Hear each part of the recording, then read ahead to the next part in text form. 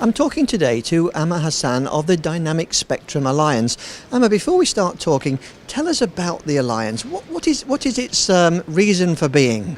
Well, the main goal of the alliance is to increase the chances or the likelihood of users being connected to the cloud, to applications and services. So that connectivity part is really essential for anybody around the globe, whether you are part of a business or a consumer living in Africa or Southeast Asia or in North America.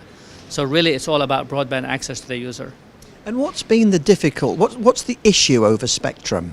So the issue of the spectrum is that most spectrum is way underutilized.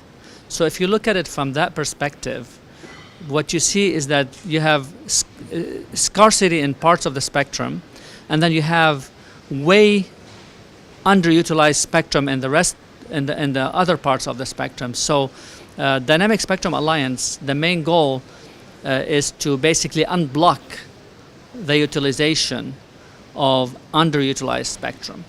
How did that happen? Tell us historically how we've got into this situation. Well, you know, how we got into this situation is that the demand for spectrum has exponentially increased in the past several years. And there are two reasons for that. One reason is the number of connected devices and the categories of devices is just enormous. And then you add on top of this the fact that two-way real-time video is becoming the norm, especially with small businesses or enterprise or consumers with applications such as Skype. So the demand for video and the proliferation of devices together are coming together, and they're saying, hey, we don't really have enough spectrum.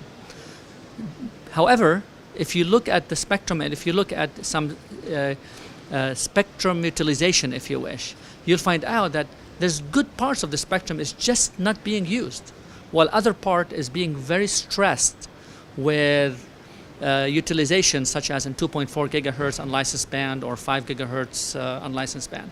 So again, you know, when we looked at this, we thought, okay, we need to get together as industry and as regulators, research institutions, and come back with a framework to, okay, there are ways to share spectrum and for everyone to be happy with the way it's done.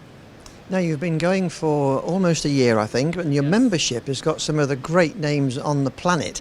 I mean, do you think, are people beginning to realize the importance of this issue? Yeah, I think the fact of the matter is that a lot of services and applications are going to the cloud, and a lot of users are relying on apps, for instance.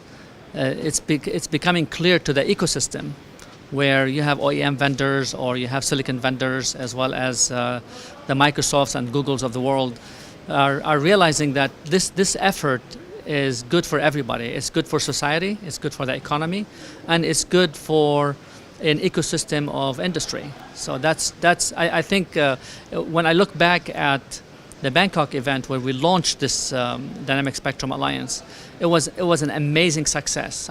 You know, the energy that's in the meeting rooms and in the panels and talks was really very moving. It was very interesting. Yes, and I think you have another conference coming up in Accra, in Ghana, very short, in the next 2 or 3 months, I think. Yes, actually, we're planning a summit in June in Accra. So we expect another successful story there, and we expect also to be able to recruit members as we go on and with these efforts. Yeah. Great. Well, look, thank you for talking to us, and every success for the future. I'm sure we'll hear more from the DSA in the months to come. Thank you, Brian.